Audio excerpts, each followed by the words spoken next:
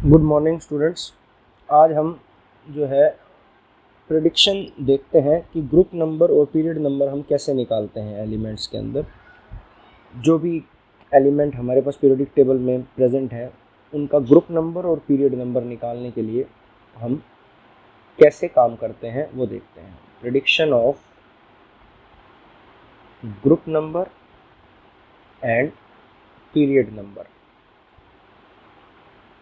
of elements of the periodic table. Let us see. अब अगर देखो इसमें आपको मैं हर ग्रुप के एलिमेंट्स का बता दूंगा। जैसे हम एस ब्लॉक के किसी भी एलिमेंट हमें मिल जाता है तो हमें प्रेडिक्शन करनी है कि वो कौन से ग्रुप का एलिमेंट है या नहीं है। तो एस ब्लॉक एलिमेंट्स के लिए ग्रुप नंबर पता लगाना है अगर आपको, तो आप क्या देख लें कि नंबर ऑफ वैलेंस इलेक्ट्रॉन्स कितने हैं, वो आपको ग्रुप नंबर बता देगा। For s block elements group number is equal to number of valence electrons. और जो पीरियड नंबर होता है वो किसके इक्वल होता है, that is equal to valence shell, जो nth शेल होती है। अब जैसे फॉर एग्जांपल आपके पास सोडियम है, आपको पता है इसका एटॉमिक नंबर जो है वो 11 होता है। इसकी इलेक्ट्रॉनिक कन्फिग्रेशन हो गई 1s2 2s2 2p6 and 3s1। तो इसके वैलेंस शेल में कितने इलेक्ट्रॉन है, एक इलेक्ट्रॉन है। तो ये वैलेंस इलेक्ट्रॉन्स 1 हो गए, तो ये इसका ग्रुप नंबर हो गया। तो ये फर्स्ट ग्रुप का एलिमेंट है, आप पीरियोडिक टेबल में चेक भी कर सकते हैं। और पीरियड नंबर वैलेंस शेल का नंबर जो है that is the period number. जैसे ये थर्ड पीरियड का एलिमेंट हो गया, थर्ड शेल यानी कि थर्ड पीरियड का इसका जो है ये एलिमेंट है। तो एस ब्लॉक के एलिमेंट्स के लिए हम इस तरह से ग्रुप नंबर और पीरियड नंबर प्रिडिक्ट करते हैं। और सपोज कर लें आपके पास कैल्शियम है, एटॉमिक नंबर पता है 20, आर्गन तक आप ऐसे ही लिखते हैं 1s2 2s2 2p6 3s2 3p6, फिर ये 4s2 आ जाता है अगला, ये 18 तक हो गया। अब 4s2 वैलेंस इलेक्ट्रॉन्स देखो कितने हैं, 2, तो ये सेकंड ग्रुप का एलिमेंट है। और आपको पता है कैल्शियम है भी सेकंड ग्रुप का एलिमेंट। और ये इसके जो n वैल्यू है जो कि इसका पीरियड नंबर रिप्रेजेंट करती है, ये फोर्थ पीरियड का एलिमेंट है। आप चेक कर सकते हैं पीरियोडिक टेबल में साथ साथ। तो कैल्शियम जो है it is an element of fourth period. Sodium जो है तो थर्ड पीरियड का एलिमेंट है, वो वैलेंस इलेक्ट्रॉन एक था उसके पास तो फर्स्ट ग्रुप का एलिमेंट था, इसके पास 2 वैलेंस इलेक्ट्रॉन है तो ये सेकंड ग्रुप का एलिमेंट है। तो कोई भी एस ब्लॉक का एलिमेंट है, और ये ब्लॉक कैसे पता चलता है कि एस ब्लॉक का है, कि लास्ट इलेक्ट्रॉन जो है किस में जा रहा है, एस ऑर्बिटल में जा रहा है, तो ये एस ब्लॉक का एलिमेंट है। तो यहाँ से आपको पता चल जाएगा और यहाँ से फिर आप इनका ग्रुप नंबर और पीरियड नंबर आसानी से प्रेडिक्ट कर सकते हैं। ऐसे ही अगर आपने पी ब्लॉक के लिए ये कंसेप्ट लगाना है तो पी ब्लॉक के लिए ग्रुप नंबर जो लगता है वो कैसे निकलता है, group number is equal to 10 plus number of valence electrons. P block elements के लिए ग्रुप नंबर जो निकालना है वो कैसे निकलता है, 10 plus number of valence electron. अब जैसे फॉर एग्जांपल आपके पास कोई एलिमेंट है नाइट्रोजन जिसका एटॉमिक नंबर 7 है, इलेक्ट्रॉनिक कन्फिग्रेशन बहुत इंपॉर्टेंट है, इनका हर जगह रोल रहता है, 1s2 2s2 2p3 है। तो नंबर ऑफ वैलेंस इलेक्ट्रॉन्स कितने हैं आप देख सकते हैं। नंबर ऑफ वैलेंस इलेक्ट्रॉन जो हैं वो 5 हैं। सेकंड शेल में एस ऑर्बिटल और पी ऑर्बिटल के मिला के 2 और 3 5। तो ग्रुप नंबर कैसे पता चलेगा आपको, ग्रुप नंबर पता चलेगा 10 plus number of valence electron करने से। तो नंबर ऑफ वैलेंस इलेक्ट्रॉन 5 जोड़ दो 10 में, तो 10 plus 5 will give you 15। So this is the group number of nitrogen. तो 15th ग्रुप का एलिमेंट है, आप चेक कर सकते हैं पीरियोडिक टेबल में। और पीरियड नंबर यहाँ भी आपको जो है वो n की वैल्यू से पता चलेगा। पीरियड नंबर जो है n की वैल्यू देगी जो कि सेकंड पीरियड का एलिमेंट है। तो ये हमारे पास पी ब्लॉक के लिए है। कुछ जगहों पर ऐसे भी लिख देते हैं, ग्रुप नंबर बताना हो तो कह देते हैं 12 plus number of np electrons. np electrons मतलब वैलेंस शेल की जो ये p ऑर्बिटल के इलेक्ट्रॉन्स को गिन लो, तो यहाँ 10 की जगह 12 कर दिया, यहाँ s में तो 2 रहने ही रहने हैं तो इसलिए 10 में 2 जोड़ दिया, तो s इलेक्ट्रॉन छोड़ दिया, इसने क्या लिख दिया 12 plus number of np electron. या तो ऐसे रख लो याद, या फिर आप सिंपल ऐसे रखो 10 plus number of valence electron. Valence electron count करते समय बस एक बात ध्यान रखनी है कि आपने s और p दोनों के इलेक्ट्रॉन्स को क्या करना है, काउंटिंग में इन्वॉल्व करना है। तो किसी भी एलिमेंट के लिए है, अब जैसे पी ब्लॉक का कोई भी एलिमेंट आप पिक कर लें, क्लोरीन है जैसे 17 एटॉमिक नंबर है, आप इसकी कॉन्फ़िगरेशन लिखते हैं 1s2 2s2 2p6 3s2 3p5। अब यहाँ पर आप देख सकते हैं ये वैलेंस इलेक्ट्रॉन कितने हो गए, 7 हो गए। तो ग्रुप नंबर कैसे पता चलेगा आपको, 10 plus number of valence electron 7, तो 17 जो है इसका ग्रुप नंबर है। तो ये पी ब्लॉक में 17 ग्रुप का एलिमेंट ही होता है। ये क्लोरीन हैलोजन फैमिली का मेंबर है, थर्ड पीरियड है इसका, क्योंकि वैलेंस शेल जो है वो थर्ड शेल है। पी ब्लॉक है क्योंकि p subshell p orbital में इलेक्ट्रॉन की एंट्री हो रही है। तो ये तो एस और पी ब्लॉक के लिए हमारे पास केस आ जाता है। बात करते हैं अगर हम डी ब्लॉक के एलिमेंट्स की, तो डी ब्लॉक के एलिमेंट्स का ग्रुप नंबर और पीरियड नंबर कैसे पता चलता है। देखो डी ब्लॉक के एलिमेंट्स के लिए जो ग्रुप नंबर होता है that is equal to number of n-1 d electrons plus number of ns electrons. ये तो हमारे पास वैलेंस शेल हो गई, और ये हो गई हमारे पास penultimate shell, last but one, last से एक पहले वाली शेल। इन दोनों के इलेक्ट्रॉन्स की काउंटिंग कर दो, इनको ऐड कर दो, तो आपको ग्रुप नंबर मिल जाएगा। हमारे पीरियड नंबर इसका जो वैलेंस शेल का नंबर होता है वही होता है। पीरियड नंबर जो रहेगा वो क्या रहेगा, वैलेंस शेल का नंबर रहेगा। अब सपोज कर लीजिए आपके पास क्रोमियम है जिसका एटॉमिक नंबर 24 होता है, इसकी एक्सेप्शनल इलेक्ट्रॉनिक कॉन्फ़िगरेशन है, आपको ध्यान होगी argon 4s1 3d5 to acquire half filled stability, ऐसा होता है इसमें। तो नंबर ऑफ ns इलेक्ट्रॉन्स और n-1 डी इलेक्ट्रॉन्स, इन दोनों को जोड़ देंगे तो n-1 d electrons plus ns electrons. अब n-1 डी इलेक्ट्रॉन्स यानी कि 3d इलेक्ट्रॉन्स और ns मतलब 4s इलेक्ट्रॉन्स, इनकी एडिशन कर दो तो ग्रुप नंबर आपको मिल जाएगा यहाँ से 1 + 5, 6th ग्रुप का एलिमेंट है। आप चेक कर सकते हैं डी ब्लॉक के अंदर क्रोमियम जो है 6th ग्रुप का एलिमेंट, और पीरियड नंबर जो है इसका वो कौन सा है, पीरियड नंबर इसका 4। देखो डी ब्लॉक के एलिमेंट्स के लिए मैं आपको एक चीज़ बताता हूँ, इसके अंदर सीरीज़ होती हैं, एक तो 3D सीरीज़ जिसको हम फर्स्ट ट्रांजिशन सीरीज़ बोलते हैं। फर्स्ट ट्रांजिशन सीरीज़ का जो पीरियड नंबर होता है वो 4th पीरियड होता है, क्योंकि 3D सीरीज़ यानी कि लास्ट इलेक्ट्रॉन पेनल्टी में डी ऑर्बिटल में गया है, लेकिन जो पीरियड है वो कौन सा है, 4th, क्योंकि लास्ट शेल जो है वो 4s जो है 4th शेल, वो पीरियड नंबर है इसका। अब सेकेंड ट्रांजिशन सीरीज़ होती है 4D सीरीज़, इसका पीरियड नंबर जो होता है, इसका पीरियड नंबर 5 होता है। जो 5D सीरीज़ होती है इसका पीरियड नंबर जो है वो 6th पीरियड होता है। ये डी ब्लॉक की बात है। और जो 6D सीरीज़ है जो कि इनकम्प्लीट है, जिसके अंदर हमारे पास एक्टिनाइड्स आते हैं, उसका जो पीरियड नंबर आएगा वो 7 आएगा। अब जो आपका पहले थर्ड ग्रुप है डी ब्लॉक का, जहाँ से डी ब्लॉक स्टार्ट होता है, उसमें एलिमेंट्स आते हैं स्कैंडियम, यटर्बियम, लैंथेनम और एक्टिनियम। तो लैंथेनम और एक्टिनियम को फॉलो करने वाले एलिमेंट्स सारे लैंथेनॉइड्स होते हैं। तो अगर आपसे कोई पूछे कि जो एफ ब्लॉक एलिमेंट्स हैं, यानी कि जो लैंथेनॉइड्स हैं और एक्टिनॉइड्स हैं, इनका ग्रुप नंबर और पीरियड नंबर क्या होगा, तो आप इसमें ध्यान रखेंगे जो लैंथेनॉइड्स हैं इनका ग्रुप नंबर हमेशा थर्ड ग्रुप रहता है, और एक्टिनॉइड्स का भी थर्ड ग्रुप रहता है। आप देख सकते हैं जो अल्कली मेटल का फर्स्ट ग्रुप होता है, सेकंड ग्रुप होता है अल्केलाइन अर्थ मेटल का, और जो थर्ड ग्रुप होता है वो कहाँ से स्टार्ट होता है, डी ब्लॉक स्कैंडियम से स्टार्ट होता है। स्काइला एसी मैंने आपको बताया भी था। तो स्कैंडियम, यटर्बियम, लैंथेनम, एक्टिनियम, फिर लैंथेनम को फॉलो करने वाले एलिमेंट्स लैंथेनॉइड्स और एक्टिनियम को फॉलो करने वाले एलिमेंट्स एक्टिनॉइड्स होते हैं, जिनको एफ ब्लॉक में रखते हैं। ब्लॉक एफ है, लेकिन ग्रुप नंबर जो है ये लैंथेनम को फॉलो करने वाले एलिमेंट्स अगर होते तो लैंथेनॉइड्स से आगे ही होते लैंथेनम से, और एक्टिनॉइड्स जो है एक्टिनियम से आगे ही होते, लेकिन क्योंकि इनके last electron anti penultimate F orbital में एंटर करते हैं इसलिए इनको सेपरेटली रखा गया है। लेकिन ग्रुप नंबर तो इनका कौन सा है, लैंथेनम और एक्टिनियम जिस ग्रुप में लाई करते हैं, थर्ड ग्रुप। तो ग्रुप नंबर जितने भी लैंथेनॉइड्स और एक्टिनॉइड्स हैं, group number of all F block elements हमेशा क्या रहता है, वो थर्ड ग्रुप रहता है। ये चीज़ ध्यान रखना है। और पीरियड नंबर आप देख सकते हैं, लैंथेनॉइड्स जो है 5D सीरीज़ के अंदर लाई करते हैं तो ये 6th पीरियड में है, एक्टिनॉइड्स 6D सीरीज़ में लाई करते हैं तो ये 7th पीरियड में है। तो लैंथेनॉइड्स और एक्टिनॉइड्स के लिए ग्रुप नंबर और पीरियड नंबर का ये कॉन्सेप्ट है। तो ये हमारे पास एक छोटा सा कंसेप्ट ग्रुप नंबर और पीरियड नंबर का आता है। एक मैं आपको इसमें नोमेनक्लेचर बताना चाहता हूँ of the elements having atomic number, nomenclature of elements of the periodic table having atomic number greater than 100, having atomic number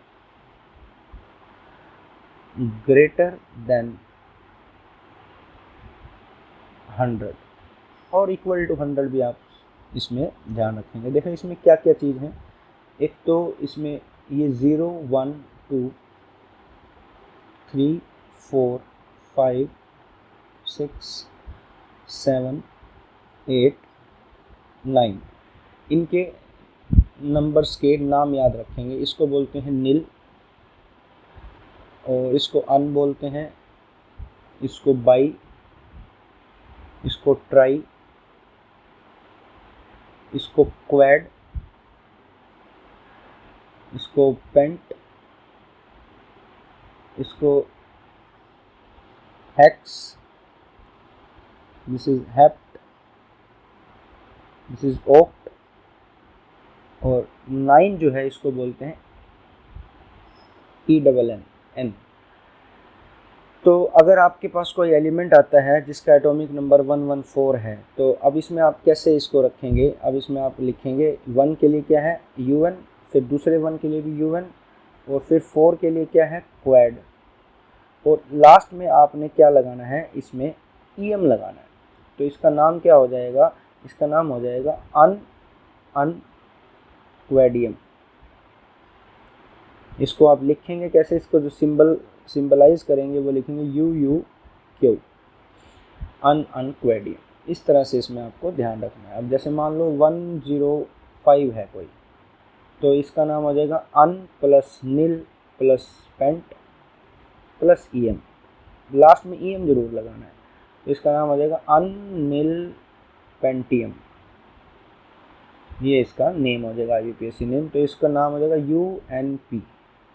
तो ये कुछ एलिमेंट्स जिनके नाम साइंटिस्ट के नाम पर नहीं रखे गए, तो उन एलिमेंट्स को फिर हम ऐसे रिप्रेजेंट करते हैं IUPAC सिस्टम में।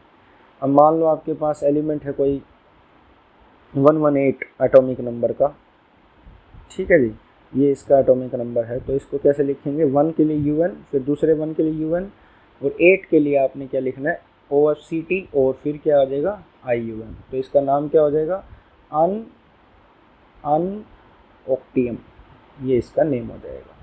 और इसका सिंबल आप कैसे रिप्रेजेंट करेंगे UUO, इस तरह से आप इसको रिप्रेजेंट कर सकते हैं।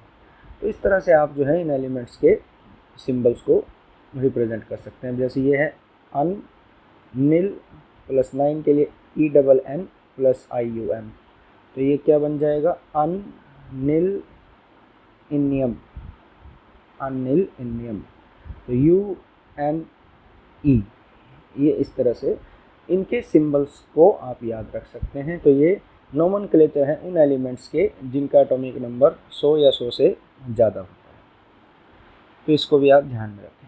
अगली पीरियोडिक प्रॉपर्टी की तरफ मूव ऑन करते हैं हम। कल मैंने आपको आयनाइजेशन एंथैल्पी और आयनाइजेशन पोटेंशियल वगैरह के बारे में बताया था और उसकी एप्लीकेशंस भी बताई थी। तो अब हमारी जो है थर्ड पीरियोडिक प्रॉपर्टी जो है उसकी तरफ हम बढ़ते हैं, that is electron gain enthalpy. Electron gain enthalpy, इसको हम रिप्रेजेंट कर देते हैं सिंपल, इसका शॉर्ट फॉर्म तो ये हो गई, वैसे इसको डेल्टा HEG से रिप्रेजेंट करते हैं हम। इलेक्ट्रॉन गेन एंथैल्पी क्या होती है ये एंथैल्पी, जैसे मैंने आपको कल भी बताया था, indirectly is the form of energy. Enthalpy जो है एक एनर्जी का ही फॉर्म है। इलेक्ट्रॉन गेन एंथैल्पी क्या होती है, it is the amount of energy released when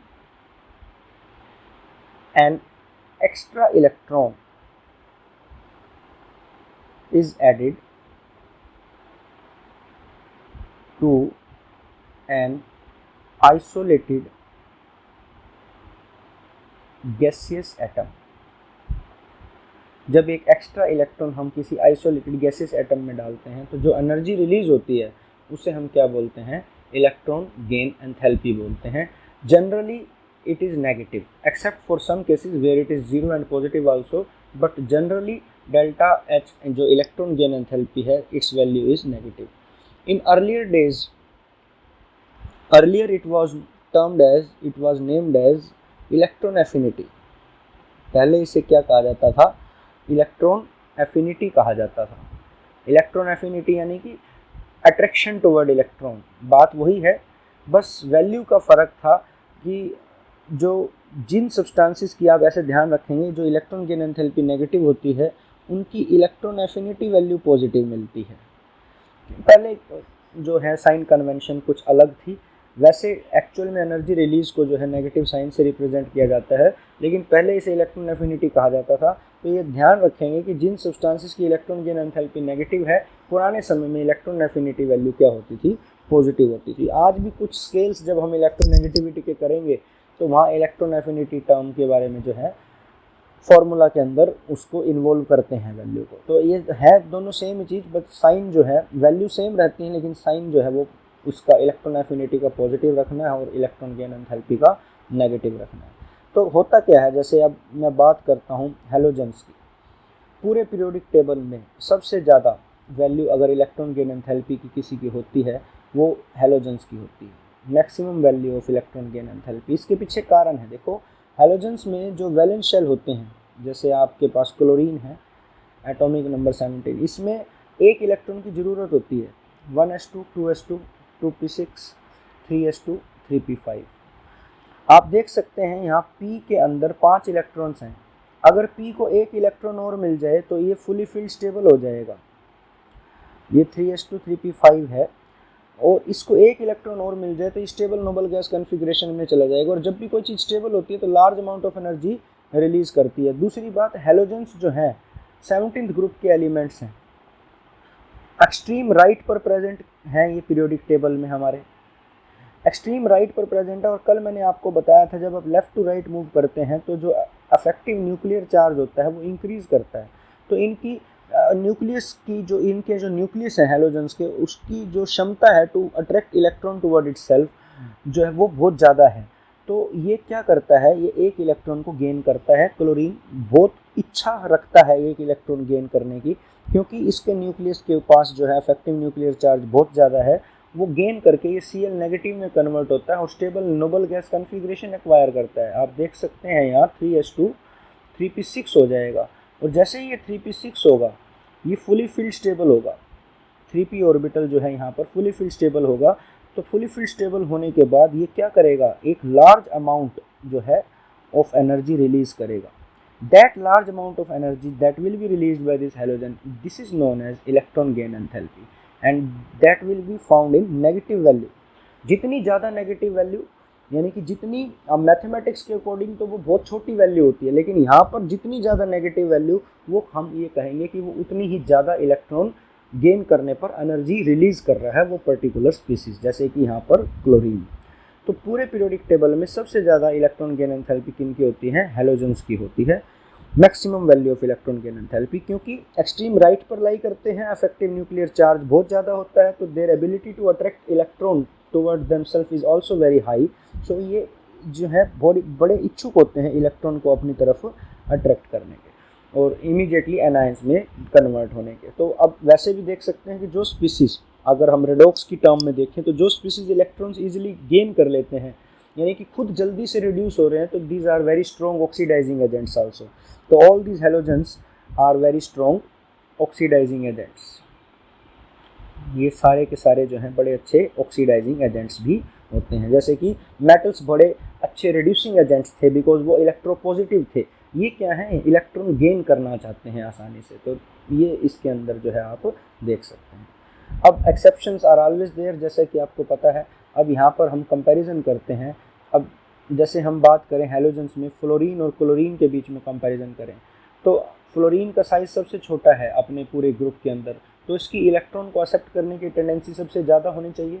क्यों? क्योंकि देखो फ्लोरीन के अंदर जो वैलेंस शेल है वो सेकंड शेल है और सेकंड शेल इज न्यूक्लियस के क्लोजर है, और क्लोरीन के अंदर जो वैलेंस शेल है वो थर्ड शेल है और third shell is quite far away from the nucleus. So according to this जो इलेक्ट्रॉन गेन एंथैल्पी है वो ज़्यादा किसकी होनी चाहिए, फ्लोरीन की होनी चाहिए. लेकिन यहाँ है उल्टा, जो इलेक्ट्रॉन गेन एंथैल्पी है वो क्लोरीन की जो है that is very high as compare to that of fluorine, as compare to fluorine. इसके पीछे रीज़न क्या है, why? Although it appears that electron gain enthalpy of fluorine should be higher than that of chlorine because of its small size, outermost electron is closer to the nucleus and will be attracted more toward the nucleus. But ऐसा क्यों है यहाँ पर? इसके अंदर reason देखें। देखो अब फ्लोरीन जो है इसका साइज स्मॉल ही जो है ना, वही इसका मेन कारण बनता है कि वो इनकमिंग इलेक्ट्रॉन को आसानी से अंदर एंटर होने नहीं देता। फ्लोरीन में एक इलेक्ट्रॉन डाला तो फ्लोराइड आयन बना, नो डाउट बनेगा, और आपका जो है ये आइसो इलेक्ट्रॉनिक है, किसके साथ? नियोन के साथ ये आइसो इलेक्ट्रॉनिक है, लेकिन ये इतनी आसानी से एंटर नहीं करेगा यहाँ 2p के अंदर जो है ना छठा इलेक्ट्रॉन। फ्लोरीन के केस में इसमें क्यों नहीं एंटर कर पाएगा? क्योंकि जो 2p इलेक्ट्रॉन है सेकंड शेल के जो हमारे पास p ऑर्बिटल के इलेक्ट्रॉन हैं, ये 5 इलेक्ट्रॉन जो पहले से मौजूद हैं, ये इस इनकमिंग इलेक्ट्रॉन को आसानी से एंटर नहीं होने देंगे। क्यों नहीं होने देंगे? बिकॉज ये भी इलेक्ट्रॉन्स ही तो है नेगेटिवली चार्ज, और ये इनकमिंग इलेक्ट्रॉन, इनके बीच में बड़ी स्ट्रॉन्ग इंटर इलेक्ट्रॉनिक रिपल्शंस देखने को मिलेंगी। आपको क्या देखने को मिलेंगी? Strong inter electronic repulsions because of small size of the second 2p orbital. ये सेकंड शेल जो है ये it is closer to the nucleus, और स्मॉल साइज की वजह से इनकमिंग इलेक्ट्रॉन जो है that will face strong inter electronic repulsion. तो जो इलेक्ट्रॉन गेन एंथैल्पी जो रिलीज़ होगी वो small amount of energy release होगी, यहाँ पर small amount of energy will be release. जबकि क्लोरीन के केस में जो लास्ट इलेक्ट्रॉन आना है वो किस में आना है? थर्ड शेल में आना है, जिसका साइज अच्छा खासा बड़ा है। तो यहाँ पर इनकमिंग इलेक्ट्रॉन जो है it does not faces inter electronic repulsion. Incoming electron को यहाँ पर इंटर इलेक्ट्रॉनिक रिपल्शंस फेस करने को नहीं मिलती, does not faces inter electronic repulsions because of large size of chlorine and third shell में इलेक्ट्रॉन एंटर करना है। तो इसलिए जो है आसानी से इलेक्ट्रॉन आकर के आसानी से ये जो है 3s2 3p6 जो कन्फिग्रेशन है वो आर्गन की अटेन करता है, plus large amount of energy जो है वो रिलीज़ करता है, लार्ज अमाउंट ऑफ एनर्जी जो है वो रिलीज़ होती है। तो इलेक्ट्रॉन गेन एंथैल्पी जो क्लोरीन की है वो ज़्यादा होती है as compare to that of fluorine. और इनफैक्ट सभी हेलोजेंस में सबसे ज़्यादा हाईएस्ट इलेक्ट्रॉन गेन एंथैल्पी वो होती भी किसकी है? क्लोरीन की ही होती है, हाईएस्ट इलेक्ट्रॉन गेन एंथैल्पी। तो फ्लोरीन की क्यों नहीं होती मैंने आपको बता दिया, because of small size of fluorine, incoming electron जिसने सेकंड शेल में आना है जहाँ पर पहले से ही 7 इलेक्ट्रॉन मौजूद हैं, तो छठे जो 8वां इलेक्ट्रॉन आएगा उसको बड़ी ज़्यादा strong inter electronic repulsions face करनी पड़ती हैं due to small size only, crowdedness ज़्यादा होती है। लेकिन यहाँ पर क्लोरीन के केस में क्या है, जो थर्ड शेल है यहाँ पर इलेक्ट्रॉन आसानी से एंटर कर सकता है, बिकॉज साइज़ थोड़ा बड़ा होता है, तो इलेक्ट्रॉन्स जो पहले से मौजूद इलेक्ट्रॉन्स हैं वो दूर दूर रहते हैं, तो इनकमिंग इलेक्ट्रॉन्स के साथ उनकी रिपल्शंस इतनी ज़्यादा नहीं होती हैं, तो वहाँ पर जो है ये केस बनता है। तो ये इलेक्ट्रॉन गेन एंथैल्पी का कंसेप्ट है। और अगर बात करें हम कुछ ऐसे एलिमेंट्स की, जैसे कि हमारे पास जो हेलोजेंस हैं, हेलोजेंस कह रहा हूँ सॉरी, यहाँ पर जो नोबल गैसेज हैं, हमारी नोबल गैसेज, इनकी इलेक्ट्रॉन गेन एंथैल्पी वैल्यू जो होती हैं 0 इलेक्ट्रॉन गेन एंथैल्पी वैल्यू होती है। क्यों? क्योंकि इनके पहले से ही क्या होते हैं? फुली फिल्ड स्टेबल ऑर्बिटल्स होते हैं। फुली फिल्ड ऑर्बिटल्स होते हैं, जो फुली फिल्ड ऑर्बिटल्स होते हैं वो स्टेबल होते हैं। इसी वजह से जो है ये इनकी इलेक्ट्रॉन गेन एंथैल्पी 0 होती है। अब जैसे आप कोई भी नोबल गैस ले सकते हैं, नियोन है, जैसे एटॉमिक नंबर 10 है, तो इसमें 1s2 2s2 2p6 लिखते हैं। तो ये पहले से ही p ऑर्बिटल जो है इसमें फुली फिल्ड है, तो इसमें आप क्योंकि इलेक्ट्रॉन गेन एंथैल्पी तो क्या है? Energy released when an extra electron is added to isolated gases atom. इसमें आप इलेक्ट्रॉन कहाँ एंटर करेंगे? यहाँ कोई जगह ही नहीं है, तो इसलिए इलेक्ट्रॉन की एंट्री पॉसिबल ही नहीं है यहाँ पर। तो इसलिए इनकी जो इलेक्ट्रॉन गेन एंथैल्पी वैल्यूज होती हैं वो क्या होती है? 0 होती है। कुछ ऐसे स्पीसीज होते हैं जिसके अंदर आपको इलेक्ट्रॉन डालने के लिए एनर्जी देनी पड़ती है। जैसे आप ऑक्सीजन की बात करें, अब ऑक्सीजन का गैसेस एटम में 1 इलेक्ट्रॉन तो आसानी से आ जाएगा। देखो इसमें Z8 होता है ऑक्सीजन का, कन्फिग्रेशन है 1s2 2s2 2p4, ठीक है। इसमें पहला इलेक्ट्रॉन आप डालेंगे तो कोई इशू नहीं है, 1s2 2s2 2p5 होगा। ठीक है जी, यहाँ पर 4 इलेक्ट्रॉन थे p में, ठीक है, 1 2 3 एंड 4, और यहाँ पर 5 इलेक्ट्रॉन हो गए p के अंदर, 1 2 3 4 एंड 5। लेकिन अगले केस में जब ये अभी तो बना O नेगेटिव, अब इसमें अगेन वही स्थिति आ गई जो फ्लोराइड आयन फ्लोरीन के अंदर थी। अब इसमें अगर आपने एक इलेक्ट्रॉन और डालना है तो अब वो पहले ही इतनी यहाँ पर जो है स्मॉल साइज है, सेकंड शेल में इलेक्ट्रॉन्स हैं, 7 इलेक्ट्रॉन्स हैं सेकंड शेल में, 2 S में और 5 P में। अब अगला इलेक्ट्रॉन जो आएगा इसको आपको इसमें डालने के लिए बड़ी ज़्यादा मशक्क़त करनी पड़ेगी। इनफैक्ट आपको यहाँ पर एनर्जी देनी पड़ेगी, एनर्जी अब यहाँ पर आपको रिक्वायर्ड एनर्जी यानी कि देनी पड़ेगी, तब जाकर O2 नेगेटिव बनेगा। तो ये अब एंडोथर्मिक प्रोसेस जैसा केस हो गया। तो ऐसे केस में जो है एब्जॉर्प्शन ऑफ एनर्जी होती है। तो O नेगेटिव से O2 नेगेटिव बनने के लिए जो आपने एनर्जी दी है, तो ये जो इलेक्ट्रॉन गेन एनर्जी दी है ये अब पॉजिटिव वैल्यू वाली एनर्जी दी है आपने यहाँ पर। तो O से O नेगेटिव जो बना ये तो ठीक था, इसकी डेल्टा H नेगेटिव थी इलेक्ट्रॉन गेन एंथैल्पी, लेकिन जो O नेगेटिव से O2 नेगेटिव बनने का प्रोसेस है, इसमें आपने इलेक्ट्रॉन जो एंटर करवाया है इसमें आपने एनर्जी देनी पड़ेगी, बिकॉज स्मॉल साइज की वजह से इलेक्ट्रॉनिक रिपल्शंस इतनी ज़्यादा है, इलेक्ट्रॉनिक रिपल्शंस इतनी ज़्यादा है कि आपको एनर्जी यहाँ देनी पड़ेगी इस इलेक्ट्रॉन को फोर्सफुली इसके अंदर एंटर कराने के लिए। तो आपका ये O2 नेगेटिव बनेगा। तो यहाँ पर इलेक्ट्रॉन गेन एंथैल्पी की वैल्यू पॉजिटिव होती है। प्लस इसके अलावा कुछ हाफ फिल स्टेबल ऑर्बिटल्स जैसे नाइट्रोजन है, इनके लिए भी electron gain enthalpy value positive होती है, जैसे 1s2 2s2 2p3।